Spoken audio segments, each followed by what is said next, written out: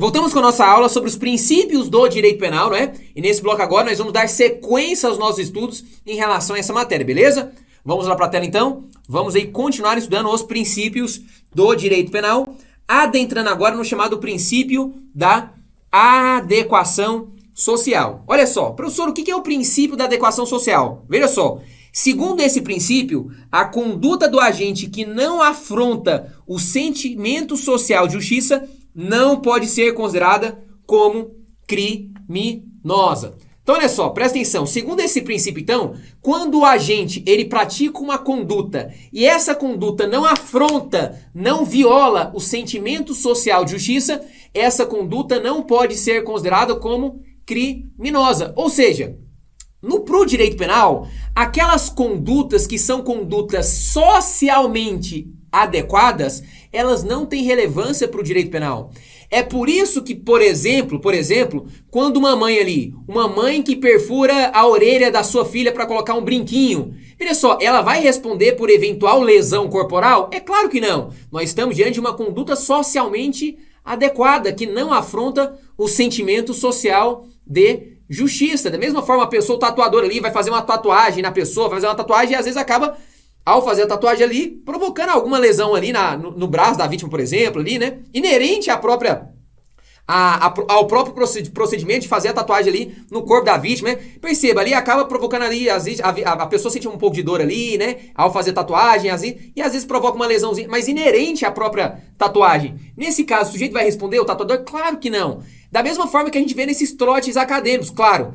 Trotes acadêmicos moderados. Nesses trotes acadêmicos moderados, não estou falando dos imoderados, porque aí é crime. Nos trotes acadêmicos que ocorrem de forma moderada, de forma proporcional, dentro dos limites, né? Veja só, nesse caso também não há crime, porque são condutas socialmente adequadas, que não afrontam o sentimento social de justiça. O direito penal não, essas situações não têm relevância para o direito penal, né? Perceba que, e aí o princípio da adequação social, ela funciona como uma causa supralegal de exclusão da tipicidade material. Anota aí, ó. Esse princípio da adequação social, então, ele funciona como uma causa, anota aí, como uma causa supralegal de exclusão da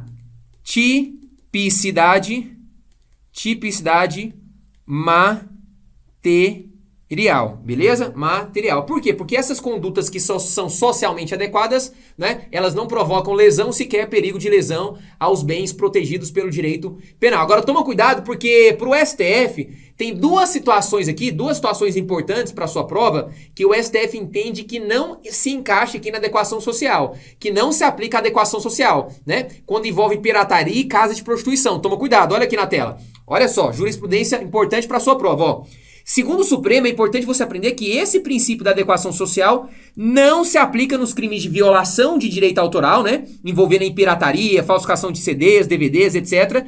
e casa de prostituição. Então, esse é o entendimento do Supremo para a sua prova. Lembra? Se cobrar situações que envolvam pirataria, violação de direito autoral, casa de prostituição, o Supremo entende que essas condutas não podem ser beneficiadas aí pelo princípio da adequação social. E nesse caso, o sujeito vai responder pela pirataria, pela casa de prostituição, como figuras criminosas, beleza? Show? Vamos lá. Vamos continuar. Próximo princípio, o princípio da intervenção mínima, né? Professor, o que diz esse princípio? Veja só. O direito penal, ele deve ser a última ratio, ou seja, o último recurso. Por quê? Porque ele deve intervir de maneira mínima na sociedade. Por isso que falo, a intervenção mínima. O direito penal deve agir de maneira mínima na sociedade. Ou seja, o direito penal, ele deve intervir na sociedade apenas nos casos estritamente necessários. Ou seja, o direito penal, você tem que pensar o seguinte, o direito penal, ele não deve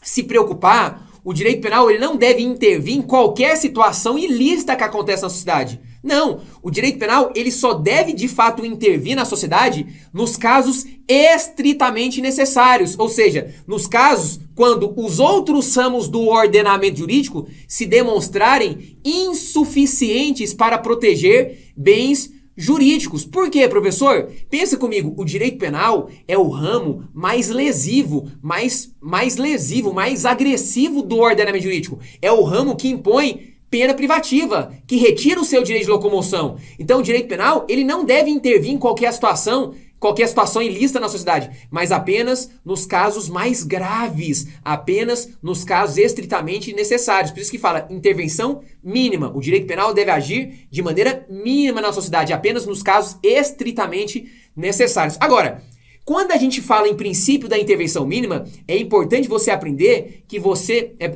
saber que esse princípio da intervenção mínima, ele se divide em outros dois princípios, né? Princípios da fragmentariedade e subsidiariedade. Eu coloquei na tela para você, olha só. Então, esse princípio da intervenção mínima, ele se divide em outros dois subprincípios, né? Nós temos aqui o princípio da subsidiariedade e o princípio da fragmentariedade. Professor, o que é princípio da subsidiariedade? O que significa subsidiariedade? Veja só, pensa comigo, subsidiariedade, por quê? Porque o direito penal, ele tem um caráter subsidiário. Ou seja, pensa comigo, o direito penal, ele funciona como um soldado de reserva. Por quê? Porque o direito penal, segundo esse princípio, ele só vai ter atuação legítima quando os outros ramos do ordenamento jurídico se demonstrarem impotentes, ineficazes na proteção de determinados bens jurídicos. Então perceba, o direito penal, ele é um soldado de reserva, ó. O direito penal tá ali, ó, como um soldado de reserva, ó, na reserva ali, esperando. Enquanto os outros ramos do ordenamento jurídico estão conseguindo resolver determinadas situações de agressão a bens jurídicos, o direito penal não entra. A partir do momento em que aquele determinado ramo do ordenamento jurídico, os ramos não conseguirem proteger aquele bem, aí o direito penal que funciona como soldado de reserva, que apresenta um caráter subsidiário, aí ele entra na jogada. Ele entra para proteger aquela situação. Tá entendendo? Perceba, por exemplo, quando uma pessoa não paga o aluguel, uma pessoa não pagou o aluguel, eu preciso chamar o direito penal para a situação? Não, o direito penal não se preocupa com a situação. Deixa o direito civil. Deixa o direito civil, que o direito civil consegue resolver essa situação. Agora, uma pessoa matou alguém. Será que o direito civil consegue resolver a situação? Simplesmente, repara o dano e pronto, tá bom. Não, eu preciso de um direito penal, eu preciso que o direito penal entre justamente impondo pena de prisão. Por quê? Porque envolve uma situação, obviamente, que os outros ramos do ordenamento jurídico não conseguem resolver essa situação. Eu preciso de um direito penal aí no seu caráter subsidiário para entrar agora nessa situação mais grave. Tá entendendo? E perceba, o princípio da intervenção mínima também, ele também apresenta o outro subprincípio, que é o princípio da fragmentariedade. Professor, o que é fragmentariedade? Deixa eu só colocar aqui subsidiariedade, só lembrando para você que o direito penal se apresenta como um soldado de reserva. Lembra disso? O direito penal se apresenta como soldado de reserva, beleza? Agora, princípio da fragmentariedade, lembra de fragmentos. Lembra dessa palavra, ó, fragmentariedade, fragmentos. Por que fragmentos, professor? Como assim fragmentos? Presta atenção aqui comigo, olha só. No universo da ilicitude, apenas alguns ilícitos, apenas alguns fragmentos, de fato, podem ser considerados como ilícitos penais. Pensa comigo aqui, ó. Não é qualquer ilícito que acontece na sociedade que é ilícito penal. Olha só, pensa comigo aqui, ó. Imagine o seguinte, ó. Imagine que isso aqui é um oceano, ó. Aqui é um oceano, ok? Nós temos o oceano. Perceba, todo esse oceano representa a ilicitude. Agora, perceba, aqui nós temos algumas poucas ilhas, ó. Essas poucas ilhas, esses poucos fragmentos representam o quê? Representam os ilícitos penais. Ilícitos penais. Ou seja, o que isso quer dizer? Isso quer dizer o seguinte, pensa comigo, no universo da ilicitude, apenas os ilícitos, apenas alguns ilícitos, apenas alguns fragmentos podem ser considerados ilícitos penais. Ou seja, somente aqueles ilícitos que de fato ofendam, agridam os bens jurídicos mais importantes para a vida em sociedade. Então não é qualquer ilícito que é o ilícito penal. Não, apenas alguns ilícitos, apenas alguns fragmentos. Ou seja, eu só posso considerar de fato, né, aquela conduta criminosa de fato, quando aquela conduta de fato agride aqueles bens mais importantes para a vida em sociedade. Por isso fala princípio da fragmentariedade. Nem todo ilícito é um ilícito penal. Nem todo ilícito, ó. Isso aqui apresenta a ilicitude, ó. Isso aqui tudo representa a ilicitude. Só que dentro da ilicitude apenas alguns poucos fragmentos, poucos ilícitos são ilícitos penais, ou seja, apenas aquelas condutas mais graves, beleza? Show? Vamos lá. Vamos continuar. Princípio da responsabilidade penal subjetiva. Já ouviu falar? Princípio da responsabilidade penal subjetiva. Olha só. Segundo esse princípio, o agente que pratica um fato sem dolo ou culpa não pode ser responsabilizado criminalmente. Olha só, veja só. Quando uma pessoa pratica um fato, segundo esse princípio, quando uma pessoa pratica um fato sem dolo ou culpa, ele não pode ser responsabilizado criminalmente, né? Inclusive, o próprio artigo 19 do Código Penal exclui a chamada responsabilidade penal objetiva. Lembra que o nosso direito penal é o direito penal da responsabilidade penal subjetiva e não objetiva. Por quê? Porque eu jamais posso punir, eu jamais posso responsabilizar e punir uma pessoa criminalmente se ela praticou um fato sem dolo ou culpa.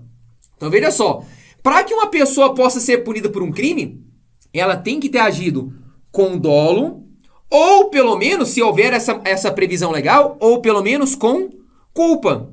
Por isso que o nosso direito penal é o direito penal da responsabilidade penal subjetiva. Por quê? Para que alguém seja responsabilizado criminalmente, ele tem que ter agido com dolo, ou pelo menos com culpa. Professor, me dá um exemplo. Vamos lá. Imagine que você está dirigindo o seu carro, seu veículo automotor em via pública, né? Você está dirigindo dentro dos limites de velocidade, tudo certinho, dentro das regras do trânsito, tudo beleza.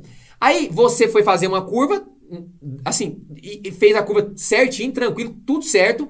E vamos imaginar que uma pessoa do nada, deu uma louca na pessoa, do nada, ela sai do meio fio, sai correndo. Quando você vira, ela já está em cima do seu carro, você freia, você atropelou ela e matou ela. Tá embaixo do seu carro, matou ela. Perceba, você atropelou uma pessoa. Veja só, é porque você atropelou uma pessoa que necessariamente você praticou crime? Claro que não, é óbvio que não. Nesse caso, você agiu com dolo? Teve dolo? Você teve a intenção de matar ela? Não. Você assumiu o risco? Não, você estava dirigindo uma boa, fez a curva certinha ali, dentro do nível de velocidade, tudo ok. Respeitando a regra de trânsito, tudo tranquilo. Você agiu com culpa? Você estava dirigindo de forma imprudente, Não, você não agiu com imprudência, com negligência, com imperícia, com falta de cuidado, não. Nesse caso, se não teve dolo, se não teve culpa, você não praticou crime. Tá entendendo? Então não é porque simplesmente uma pessoa atropelou alguém que necessariamente ela praticou crime. E eu tenho que analisar. Ela agiu com dolo? Agiu? Não. Agiu com culpa? Então não tem crime. Eu não posso responsabilizar e punir ela criminalmente. Beleza? Show? Entendeu isso? Então lembra que o nosso direito penal é o direito penal da responsabilidade penal subjetiva e não objetiva. Show? Vamos lá. Vamos para o próximo princípio. Princípio da imputação pessoal, né? Esse princípio também pode cair na sua prova como princípio da culpabilidade, viu? Lembre disso, princípio da imputação social ou da culpabilidade. Segundo esse princípio, olha só, o Estado não pode impor pena para o agente que pratica um fato sem o quê? Culpabilidade.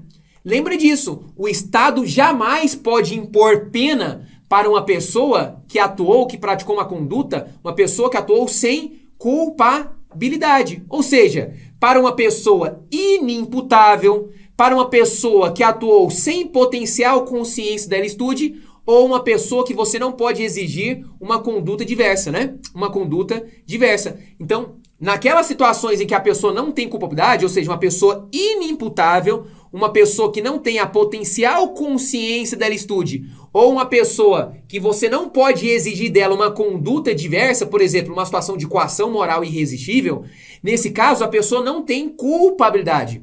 Se ela não tem culpabilidade, o Estado não pode impor pena. Por exemplo, vamos imaginar uma pessoa que sofre de um retardo mental. Uma pessoa tem um retardo mental e, em razão desse retardo mental, essa pessoa é totalmente incapaz de compreender o caráter ilícito do fato ou de se autodeterminar com base nesse entendimento. Essa pessoa jamais o Estado pode impor pena para ela, jamais. É claro que ela pode até receber medida de segurança, né? Ela pode ser internada, hospital de custódia, tratamento psiquiátrico, receber um tratamento ambulatorial, ela pode receber até uma medida de segurança, mas o Estado jamais pode impor pena para ela. Da mesma forma, por exemplo, uma pessoa que atua em coação moral irresistível, né? Vamos imaginar que o bandido ali, né, ameaçou o gerente do banco ali para ele pegar o dinheiro do cofre, né? Senão ia matar a família dele, a filha dele ali e tal, aquela coisa. Perceba, aquele gerente do banco não tem culpabilidade. Ele pegou lá o dinheiro, abriu o cofre, entregou para os bandidos, né? Ele agiu sob coação moral irresistível. Se ele não tem culpabilidade, o Estado não pode impor pena para ele, beleza? Então, lembra desse princípio da imputação pessoal ou culpabilidade. O Estado não pode impor pena para o agente que pratica um fato sem culpabilidade, beleza? Vamos lá. Próximo princípio da responsabilidade penal.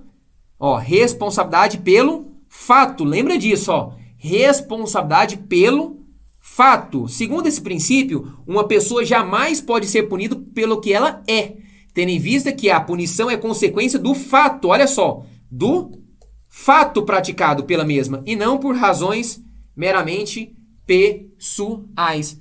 Veja só, o nosso direito penal é o direito penal do autor ou do fato? Do fato. Ou pelo menos deveria ser, né? O nosso direito penal é o direito penal do fato e não do autor. Por quê? Eu jamais posso punir uma pessoa simplesmente por aquilo que ela é ou por pensamentos não exteriorizados, porque senão nós estaremos diante de um direito penal do autor que não pode ser jamais o nosso direito. O nosso direito penal é o direito penal do fato. Eu devo punir a pessoa não por aquilo que ela é, mas por aquilo que ela fez, pelo fato praticado. Ou seja, pelo fato praticado pode ser através de uma ação ou omissão, né? Porque uma pessoa pode praticar um crime através de uma ação ou omissão. O fato é, o direito penal deve punir a pessoa não por aquilo que ela é, não por meras razões pessoais, mas por aquilo que ela fez ou deixou de fazer, que está previsto em lei como infração penal. Beleza? Show? Então lembra disso, né? O nosso direito penal, coloca aí, ó. O nosso direito penal é o direito penal, ó. Lembrando que o nosso direito penal é o direito penal do fato. Nosso direito penal é o direito penal do fato e não do autor. Beleza? Show? Vamos lá. Vamos continuar. Próximo princípio da ofensividade, né? Olha só. Segundo esse princípio, não existe crime quando a conduta praticada pelo agente não tenha causado efetiva lesão ou, pelo menos, perigo de lesão ao bem jurídico protegido pelo direito penal. Então tá aí na tela, ó. Segundo esse princípio, então, princípio da ofensividade, ou pode cair na sua prova como princípio da lesividade, princípio da ofensividade ou lesividade. Lembra que, segundo esse princípio, não existe crime se quando a conduta do agente não tenha causado efetiva lesão ou, pelo menos, perigo de lesão ao bem jurídico protegido pelo direito penal. Então, se eu pratiquei uma conduta e essa conduta não provocou efetiva lesão ou perigo de lesão ao bem jurídico protegido pelo direito penal, não há crime. Só lembrando, qual que é a principal função? Qual que é a principal função do direito penal? A principal função do direito penal é proteger.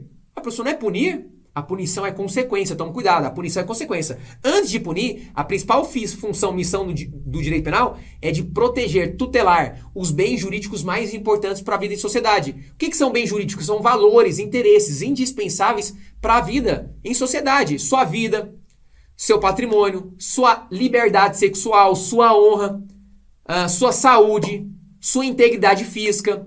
Tudo isso são bens jurídicos, são valores. O direito penal ele vem para proteger esses valores. Se a minha conduta ela não trouxe efetiva lesão ou perigo de lesão a esses bens jurídicos, com base no princípio da ofensividade ou lesividade, não há crime. Beleza? Show? Vamos lá. Vamos continuar. Vamos para a tela então. Vamos lá. Próximo princípio da alteridade. Princípio importante, olha só. Segundo esse princípio, o direito penal não pune a autolesão, ou seja, ninguém pode ser punido por fazer mal apenas a si mesmo, né? Veja só, então, segundo o princípio da alteridade, o direito penal não pune a chamada autolesão. Ou seja, ninguém pode ser punido por fazer mal apenas a si mesmo. Por isso que aquela pessoa que tenta o suicídio, ela não pode ser punida. É claro que a pessoa que instigou, induziu, prestou auxílio para que aquela vítima tentasse o suicídio, ela responde. Ela responde, obviamente, lá pelo crime do artigo 122 do Código Penal, né? Crime de induzimento, crime de participação em suicídio, induzimento, instigação ou auxílio ao suicídio. Agora, aquela pessoa que tenta o suicídio, obviamente, o Estado não pode punir ela porque ela tentou o suicídio. Porque, obviamente, é um crime que ela está tentando tirar a sua própria vida, ela está tentando fazer o mal a si mesmo, né? É claro que há consequências, né? A família sofre com isso, as pessoas... Mas percebe, ela está tentando tirar a sua própria vida e não de outra pessoa. Por isso, ela não pode ser punida pelo direito penal. Muito pelo contrário. Uma pessoa que está numa situação de tentar o suicídio, essa pessoa está precisando não de punição, mas está precisando de carinho, de amor, de pessoas que abraçam, que conversem com ela, pessoas que possam entender a situação da vida dela e ajudar ela e não, obviamente, puni-la. Beleza? Show? Então lembra, segundo o princípio da alteridade, só existe punição realmente quando eu agrido bens jurídicos alheios. Quando eu agrido bens jurídicos pertencentes a terceiros. Quando eu atinjo apenas bens jurídicos próprios, não é crime. É por isso, inclusive, presta atenção, é por isso, inclusive, que a conduta de consumir drogas, a conduta simplesmente de consumir, usar drogas não é crime. Uai, professor, como não é crime? Não tem um crime lá do artigo 28 da Lei de Drogas?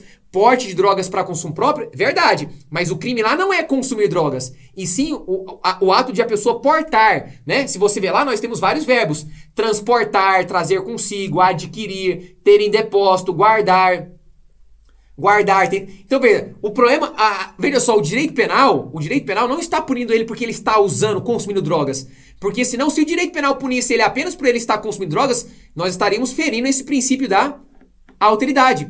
O direito penal não está punindo ele por ele estar consumindo, mas porque quando ele está portando, quando ele compra, ele adquire aquela droga, transporta para consumir, essa droga que traz dependência psíquica, né? Essa droga traz um risco à saúde pública. Então, aqui o direito penal não pune ele por ele estar consumindo, mas porque, como ele está portando aquela droga, ela traz um risco à saúde pública. Aí que está o crime. Tá entendendo? Por isso que ele não é punido por ele estar... Porque senão, se fosse só pelo consumo, ele estaria sendo punido por fazer mal apenas a si mesmo. A questão não é essa. A questão é que essa droga que ele está portando para consumo traz um risco à saúde pública e por isso que é crime. Beleza? Show? Vamos lá para a tela. Então, olha só. Vamos agora resolver uma questão inerente aí à matéria da nossa aula. Olha só, como cai em prova. A questão fala o seguinte, ó. A fim de garantir o sustento de sua família, Pedro adquiriu 500 CDs e DVDs piratas, piratas, para posteriormente revendê-los. Certo dia, enquanto expunha os produtos para venda em determinada praça pública de uma cidade brasileira, Pedro foi surpreendido por policiais que apreenderam a mercadoria e o conduziram coercitivamente até a delegacia. Com referência a essa situação hipotética, julgue o item subsequente. Vamos lá. Olha só. O princípio da adequação social se aplica à conduta de Pedro, de modo que se revoga o tipo penal incriminador em razão de tratar comportamento socialmente aceito. Lembra que essa não é a posição que vigora. Lembra que hoje o entendimento é no sentido de que, o entendimento do STF é no sentido de que o princípio da adequação social não se aplica quando envolve aí pirataria, viu? Violação diretoral, pirataria não se aplica nesse caso. Então, aqui está falando que esse princípio se aplica à conduta de Pedro. Não se aplica. E aqui fala que revoga o tipo penal incriminador. Não revoga. O sujeito vai responder pela pirataria, pela violação de direito autoral, vai responder aí. E esse princípio não se aplica. Então, a questão está aqui errada, beleza? A questão é errada, beleza? Show? Então, vamos lá, ó. Vamos dar uma pausa por agora. E no próximo bloco, vamos dar sequência a mais princípios do direito penal. E hoje eu te aguardo, então, no próximo bloco. Valeu? Tamo junto.